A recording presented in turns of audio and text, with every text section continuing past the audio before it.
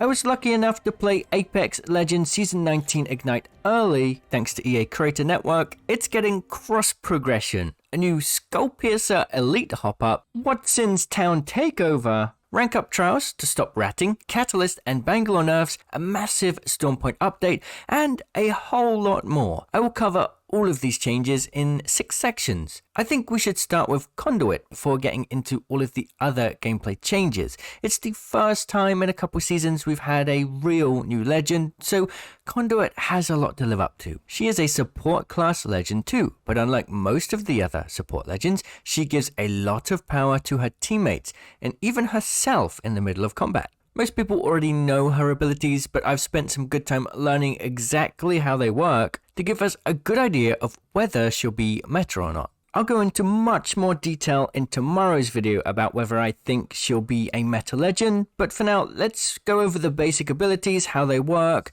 and what to expect. Subscribe if you want to see more Season 19 content though, because yeah, it's coming. A tactical radiant transfer is my favorite part of her kit. Conduit can temporarily give teammates and herself shields. There's a short charging time, so if you get shot during that, the temporary shields will be cancelled. But once charged up, you have a few seconds where you have temporary shields. In that time, you can get back into the fight or use it to have a safety net whilst you pop a Phoenix kit. The targeting system for Conduit is very straightforward. If you see the shield icon over an ally, that means you'll heal them when you press your tactical. The color goes from grey to orange to red to signify how low your teammates' shields are. What's cool is if you activate your tactical to heal, you'll always heal the player you point at as well as your own shields. And you can heal people through walls. The tactical UI pairs well with the passive, which lets you run faster when you're out of tactical range of your teammates.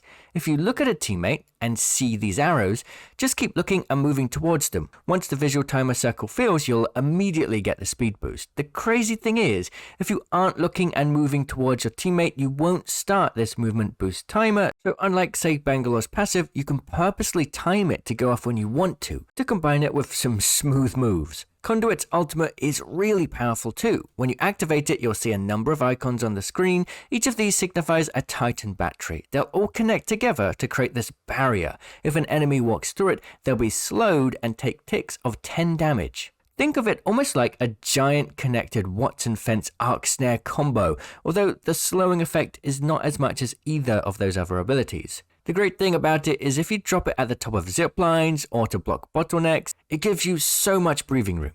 Now you can just shoot each individual battery to create a path through the barrier, and that is where the counterplay lies. Also, if you fire the ultimate in an enclosed space, the batteries stack up, and if somebody walks through it, they'll be taking a lot of damage. So before we move on to all of the gameplay changes, the battle pass skins, and Stormpoint's huge map update, what is my opinion of Conduit? I think the walls can be a great meta option, and with Catalyst getting some nerfs, I'll talk about those later, there's certainly room for Conduit in the meta. The healing ability will be incredibly clutch late game when everybody has high level armor. I have high hopes Conduit will be picked a lot in high level play, but my honest guess is it will take a good few months, or maybe even a year or so before people realize her true potential, quite like Catalyst. So let's talk about cross progression next. It is indeed coming to Season 19, and it works the best way it possibly could. As soon as Season 19 goes live, all of your Apex Legends accounts tied to the same EA account will go through a mandatory merge. There will be a new UI in-game that shows you what happens. Your highest level account will become your new single account, and all other accounts across other platforms will merge into it. All Apex packs, heirlooms, heirloom shards, currencies, ranked rewards, and cosmetics will merge together. And then, going forward, no matter where you play, it will be the same account across all platforms.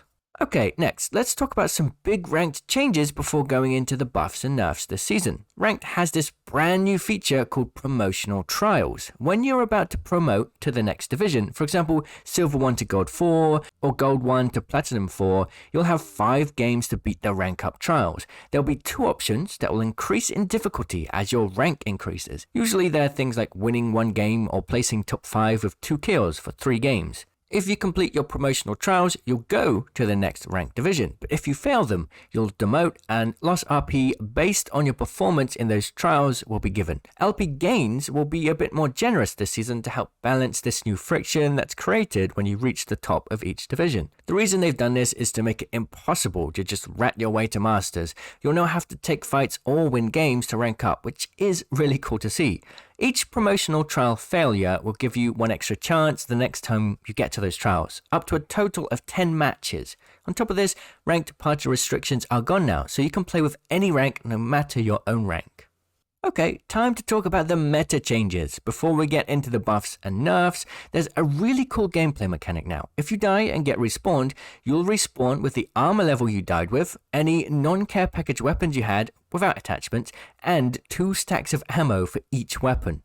For weapon meta changes, the 30-30 has had its hipfire spread increased. As you fire more hipfire shots, the spread will get worse with each shot. The bowcheck now has better handling, and the shattercaps hop-up got a big buff. I tested it myself and it felt super rewarding. You can also switch out of shattercaps mode if you want to now. The Hemlock has had a slight damage reduction. The bullet size of the longbow, charge rifle and sentinel has increased to make them compete with the marksman meta. The Wingman is now in the care package for the first time. It's had a base damage increase and the new Skull Piercer Elite hop-up, which ignores all headshot protection from all helmets. It also has the boosted loader. In Apex Season 19 Ignite, every single care package will have a weapon in it too, which is super fun. The R-Star is the weapon to come out of the care package, and it will be slightly better than the stats it had before it went into the care package. Also, the Digi-Threat is out of the crafter forever to help tone down the smoke meta. One of my favorite changes is the turbocharger now doing full damage again. The R301 and Vault are coming into the crafter, and we get the Car, Longbow, L-Star and RE45 as gold weapons. For Legend meta changes, Catalyst's core will no longer block bullets, so you can't use it as cover anymore. Only 2 tacticals can be placed at once now instead of 3, and the throwing range has been reduced significantly. The ultimate lifetime has been reduced as well. The cooldown for the next ultimate will now only begin when the wall comes down and not as soon as it's placed. Bangalore got a nerf all across the board too. The duration of her passive is reduced, the duration of her smokes is reduced, and the stun duration from the ultimate has been reduced. Okay, now some good news. Wraith got a little buff. Her passive should now feel more reliable and useful at calling out information.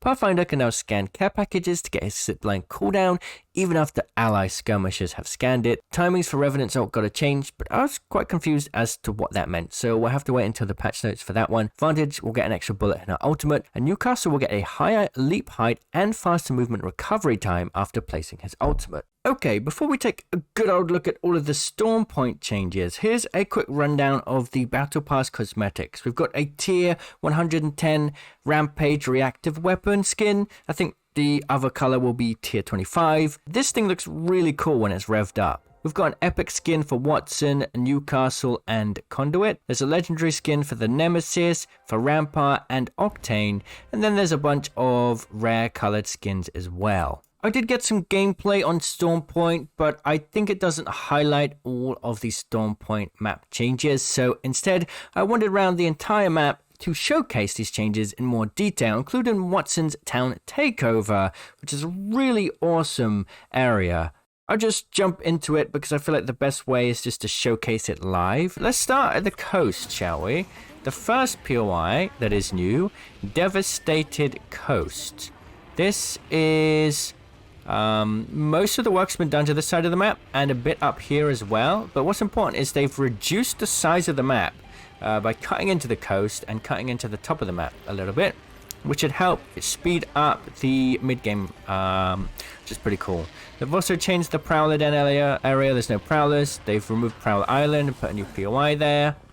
So this is like the old fish farms. I think the best thing we can do is get up on height here, and it's going to give us a good look at what we're dealing with.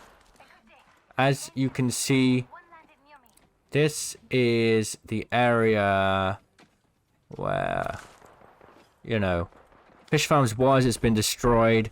Seems somebody didn't get the memo and is eliminating people.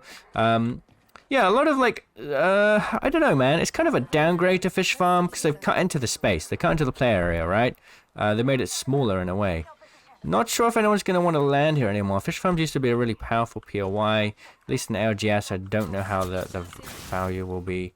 What are you doing? We're being friendly. Come on, dude. Hopefully they don't eliminate us. Anyway, now I can use my tactical on myself. There we go.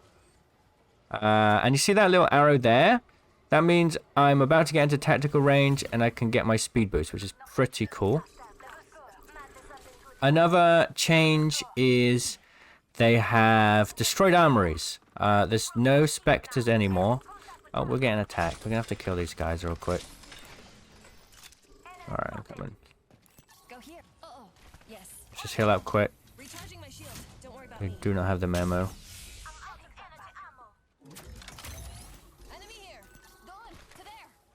What are they doing? Yeah, we're going to fight them.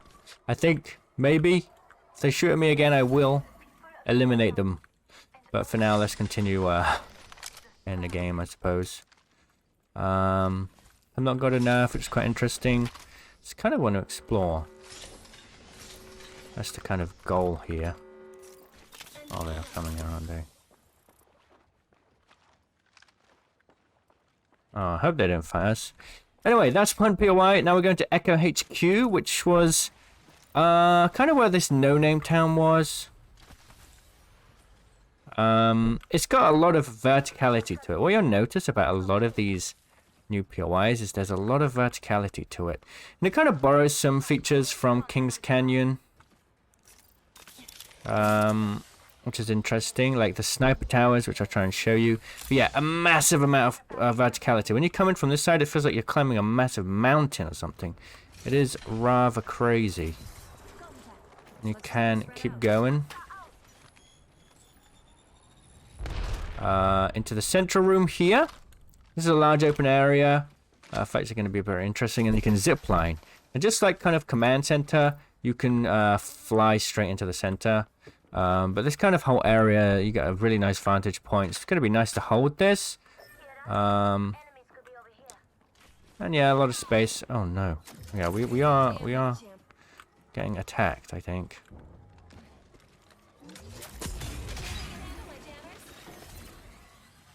Okay, friendly, cool. That's good to know. Yeah, down we go. Echo HQ. A lot of zip lines around. And then it kind of connects to this area here, which is this nice underground area. Not much really going on. I mean, they're taking ticks of damage. It's crazy how powerful it is. You know, got a nice indoor area of a bunch of loot as well. That's a smart... Wait, a weapon? Oh, it's a weapon bin. I'm so silly. It's not a smart bin. Threw me off for a second. Another zip line here, which is pretty cool. Back onto the floor. There's there's a lot of verticality to it. You have like the downstairs area. A lot. I feel like they've putting a lot of zip lines in because they kind of have understood the value of zip lines and movement, and it's a good way to practice. If we go this way, we'll go to Coastal Camp, which is the last of the new coastal POIs. This one is where the old ship was. It's no longer there anymore. It's a pretty open, barren POI. I think they've tried to kind of cut down on what's available at the edge of the map. But we'll take a look at it. I haven't had a massive look at it. It's kind of this open space here still. I think they kind of terraformed it a little bit. But as we get closer here, you'll see, like I was talking about earlier, these sniper towers have made their way into this map. Because this is Echo HQ, which in the lore is the same kind of organization that came into Kings Canyon when that map blew up for the 57th time. But it's a pretty basic POI. I mean, you got the tiny bit of the ship left, and then just kind of like a zip line going down onto the coast. I don't know why you'd want to go there. I guess there's like a little secret tunnel now leading to Barometer. But it's a pretty straightforward POI, to be honest. Nothing massive. You know, there's a bit of loot here and there down on the coast, I guess, if you'd want to land there. Now we're going to get to probably the most fun new POI, which is Watson's Pylon. This place is amazing. I feel like this is going to be the new hot drop. It is filled with a lot of cool zipline areas. And look at the skybox as well, by the way. It's beautiful. Yeah, a lot of fun zipline movement to be had in this place. A lot of verticality once again. You'll notice it seems to be a common theme over a lot of these POIs. So we'll go check this out. You got a lot of these, like, these are some of the new buildings that you'll see across the new POIs. This one that looks like a giant shield battery. Pretty interesting. And then you have these little, like, pyramid ones, which you can easily climb on the roof to, but there's no window at the top, which is pretty interesting. And yes, there's secret Nessies in this place. But anyway, you can see here, there's a massive ring around this area, which creates like a little bit of a moat, which almost makes me think that if you're in the top of this place and it ends here, you're going to have a nice fortress to set up in. But basically, you have this central ring, which has loot inside, doors and all that stuff here, and it just goes all the way around. Basically, I got a few more of these kind of pyramid style buildings and batteries on the outskirts, and then this is where it really starts to get crazy. You go into the center of the pylon. Underneath there's a charge tower of a bunch of loot that's on the ground floor, and then you have one zip line going up to the middle floor, which is sort of just like a resting point, I guess. There's no loot up here. You know, maybe you want to like bamboozle some foozles, you can come this way. And then you kind of have like the final floor here, which once again is quite interesting because you can come up here and drop down to the floors below. Like you can just go like this. There's a lot of sort of outplay potential here. A really fun area, and I believe this is going to be a TDM map, which is pretty cool. And then here's Watson's secret room, and there are indeed Nessies that you can pick up in here. I'm sure the other players have picked them up. And a couple other Nessies, a bunch of just fun Watson details. This is Watson's room, which is a really cool little feature. And I think a lot of high level armor spawns here as well. Here's a look at the heat shield, her heirloom, all of just a bunch of stuff. Okay, so the lore is the power went out in Stormpoint, and Stormpoint was also the place that gave power to this city Swatama, which is where Crypto lived and grew up. So Watson had to come together with the Echo HQ organization to kind of like bring power back to this place.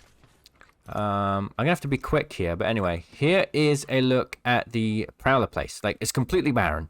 There's a gravity cannon to get you out now, but there's no Prowlers. It's a nice place to just rotate to super quickly without any problems whatsoever, which is nice. A lot of the houses are kind of burnt down, and it's just basically like they've kind of wanted to do what they can to reduce the amount of time people stay here, because it's the worst bottleneck ever, right? Now, with the ring closing in, I just want to show you this place. Seto Station is almost the same as Zeus Station. They're basically like twin POIs. I mean, the layout's a little bit different, but it's very, very similar. Once again, you got these similar like buildings on the outskirts, but when you get close, you have like this main sort of building here, which is also used in Zeus Station. If we get closer, you'll be able to see it. It's a pretty straightforward place, to be honest. I mean, this is probably a large open area with not as much verticality and options. So I don't know if you can... Yeah, okay, that is not a roof you can get on. It's a ceiling light.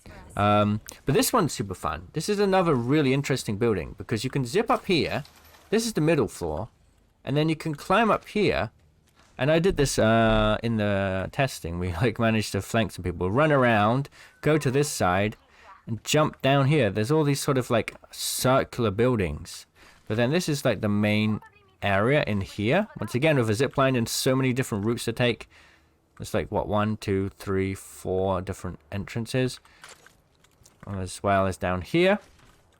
And that is a look at all of the new POIs, to be honest. I mean, I'll just take a quick look on the map to show you. But like I said, we had Devastated Coast, Echo HQ, Coastal Camp, Pylon, Seto Station, and Zeus Station as well, which is pretty much the same as Seto Station. And that is a good look at the new Stormpoint map changes. Thanks for watching, everybody. I'll be posting more content on Season 19 very soon, so make sure to subscribe, and I'll see you in the comments. Cheerio!